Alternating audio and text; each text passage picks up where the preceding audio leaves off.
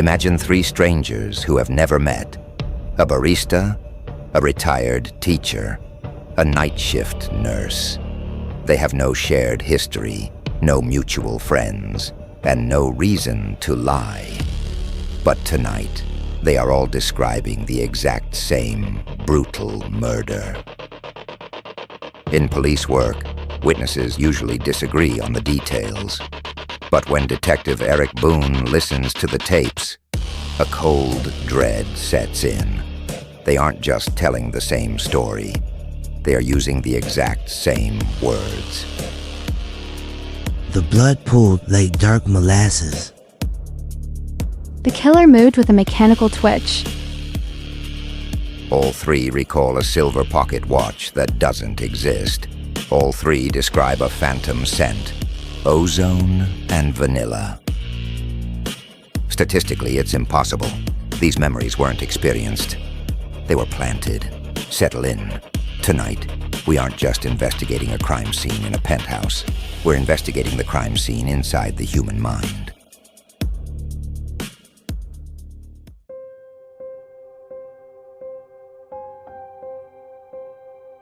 Detective Eric Boon steps out of the elevator into a tomb of glass and steel.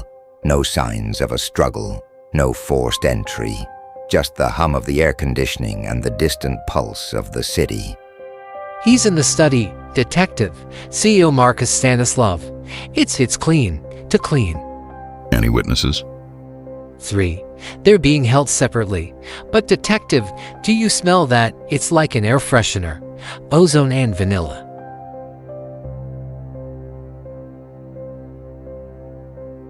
In the center of the room, Dr. Holloway, a man who has seen more death than most have seen life, doesn't look up as Detective Boon enters.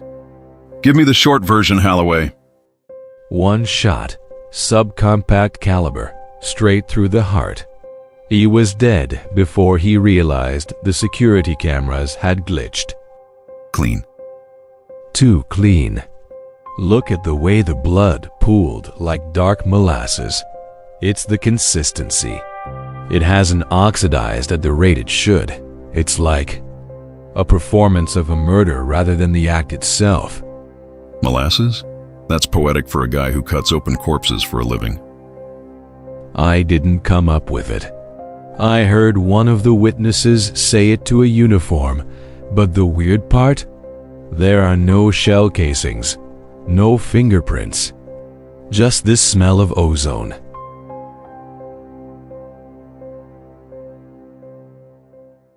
Boon leaves the sterile study for the balcony, where the first witness, Clara, is staring at her hands as if they don't belong to her. Clara, I need you to tell me what you saw. I was delivering the coffee. I saw him. He didn't run, he just walked away. The killer moved with a mechanical twitch. A twitch like a limp? No, like a machine. He dropped a silver pocket watch on the stairs and just vanished. The other two witnesses described the killer and provided identical, word-for-word statements as Clara. The blood pooled like dark molasses. The killer moved with a mechanical twitch. The blood pooled like dark molasses.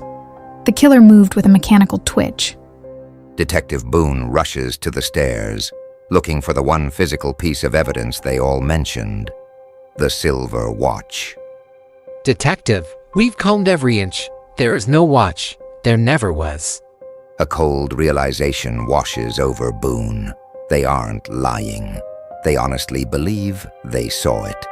They are sharing a memory of an event that didn't happen the way they remember it.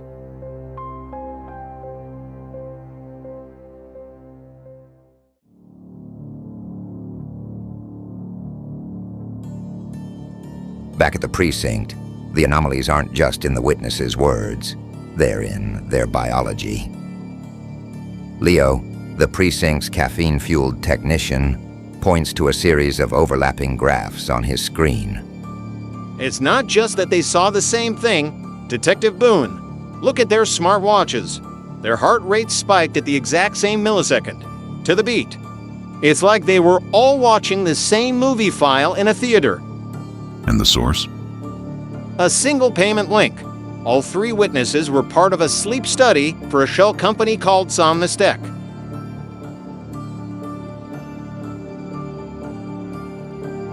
Detective Boon takes the name to Somnus.Tech's parent company.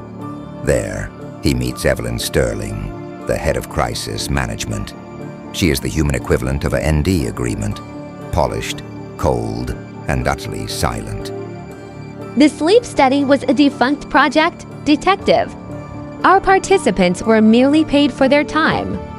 Anything they claim to have seen is likely a side effect of high-dosage melatonin. 3 people using the exact same poetic phrasing isn't a side effect, Ms. Sterling. It's a script.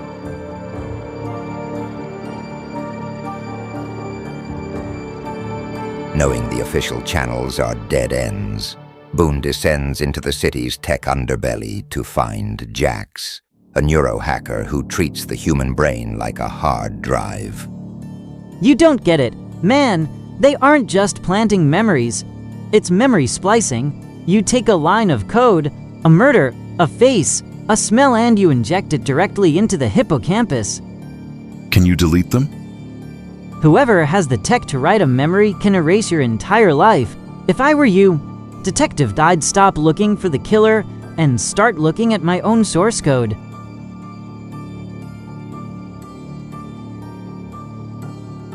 Boon tracks down a 4th participant from the study, Elias, a cab driver.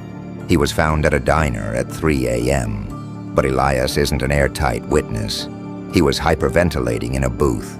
He's a total system failure. I see him. The CEO. He's in my back seat, but he's also dead. I remember my childhood, but the trees were the wrong color. They didn't just put it in us, Detective. They put it in you.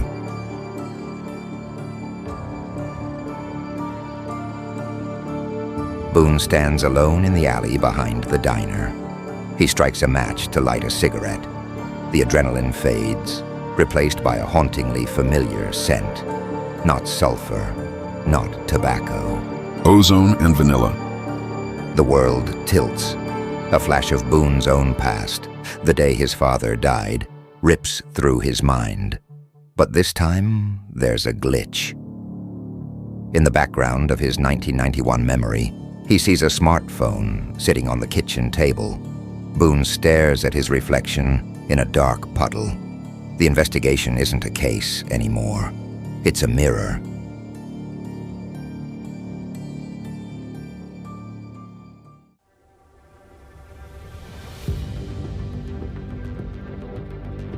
Boon can no longer trust the digital world. He retreats to the City Records Annex, seeking the physical proof of his 20-year career. There he meets Barnaby, an archivist who has spent 40 years navigating the scent of old ink. You said this was from 15 years ago, Detective. This paper is fresh. Not a day over 6 months old. And the ink, it hasn't even fully set into the fibers yet. That's impossible. Boon realizes his decorated career wasn't earned over decades. It was printed in a basement 6 months ago.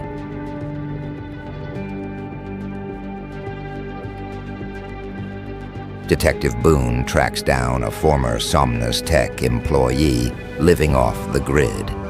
She agrees to reveal the company's darkest secrets, but only on her terms. Fearing she's being watched, she instructs Boon to meet her on a moving subway train to stay one step ahead of her pursuers. Boon sits opposite Lynn, who is hunched over, hiding her face with sunglasses. They used the needle on you, Detective Boon. It doesn't just plant a memory, it overwrites your source code. They didn't just want to kill the CEO. They wanted to see if they could create a lawman, someone who would ignore the evidence of his own eyes because it contradicted his programming. Before Boon can ask more, a man in a gray suit appears at the end of the car. Lynn flees at the next stop, leaving Boon with a laboratory access keycard and a head full of static.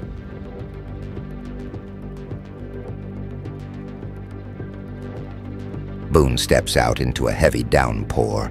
Detective Miller is waiting for him, bathed in the flashing blue lights of a squad car. Give me the gun, Boon. You're having a psychotic break. We're taking you to a psych ward. Boon looks at the uniformed officers flanking Miller. They move with that same mechanical twitch the witnesses described. He realizes the entire precinct might be compromised, puppets on the same string. He is handcuffed and taken to a secret location.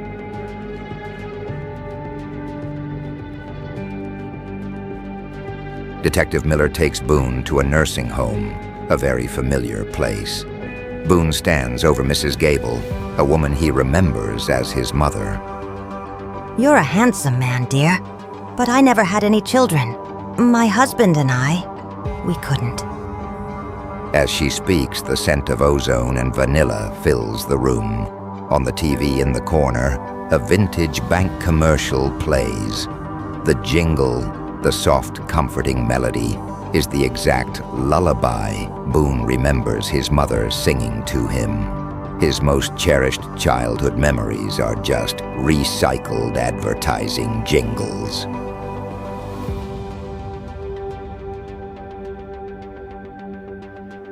You're doing remarkably well, Boon. Most prototypes would have suffered a cerebral hemorrhage by now. What am I? You're a masterpiece. Come to the island. Let's look at your blueprints together.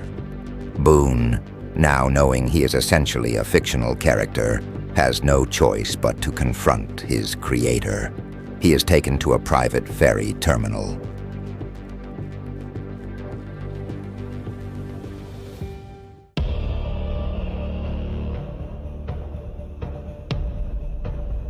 Boon arrives at a secluded, fog-drenched pier where the fog is thick enough to swallow sound. A weathered boat emerges from the mist, piloted by Captain Hughes, a man with a prosthetic hand. Captain Hughes doesn't ask for a ticket. He looks at Boon with a mixture of pity and recognition. You're the fourth Boon I've brought over this year. The others usually start screaming halfway across the water. You're quiet. That's a bad sign. Hughes reaches into his coat and hands Boon a heavy, silver pocket watch, the exact one from the witnesses' shared memory. It's real, it's cold, and it's ticking perfectly.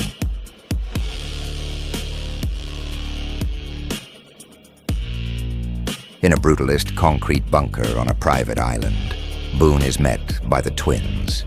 They move with a synchronized, mechanical twitch. They don't speak. They simply guide him through a hallway lined with floor-to-ceiling glass tanks. Inside, men and women are suspended in gel, their eyes moving rapidly in REM sleep. Boon stops at a tank labeled E. Boon, version 11.4. It is empty.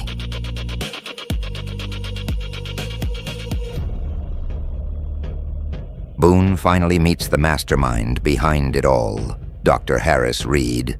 Then he spots the nurse looming in the shadows behind her. It's Sarah, one of the supposed witnesses.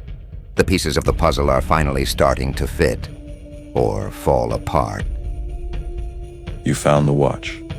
Do you know why the witnesses saw it, but the police didn't? Because we hadn't rendered the physical object yet? You are the only one who can see the world as it truly is. Boon. Because you are the only one who isn't real. You're getting sharper with every iteration, but I'm still underwhelmed. It took you far too long to connect the dots on why those three unrelated witnesses were in the same penthouse. A bit slow on the uptake there, wasn't it? Never mind. Dr. Reed explains the product. Narrative justice. Wealthy clients pay for perfect investigators to solve their problems or perfect enemies they can defeat.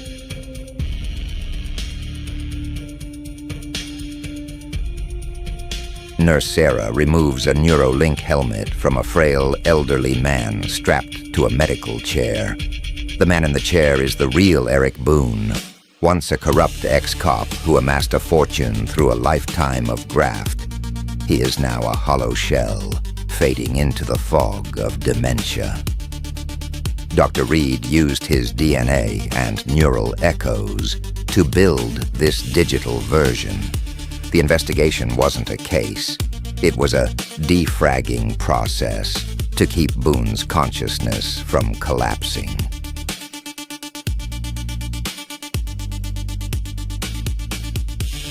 Boon raises his gun, the scent of ozone and vanilla filling the air as he aims at the room's glowing server hub. Kill the original, and I'll upload you into a fresh body. You can be the hero detective for another 20 years, or you can let yourself fade into the ozone and vanilla. Boon looks at the twins twitching in the corner and at Nurse Sarah, who is already prepping a new tank for version 12.0. He pulls the trigger, aiming not at the man, but at the heart of the island's power. The lights flicker. Boon looks at his own hands as they begin to pixelate. He isn't escaping. He is deleting himself.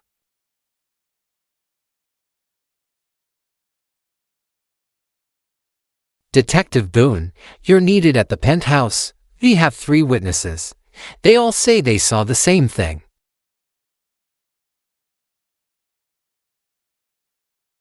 This channel grows based on your feedback, so tell us in the comments what stories you want to see next. To stay in the loop, make sure to like, subscribe, and tap the bell icon for automatic alerts.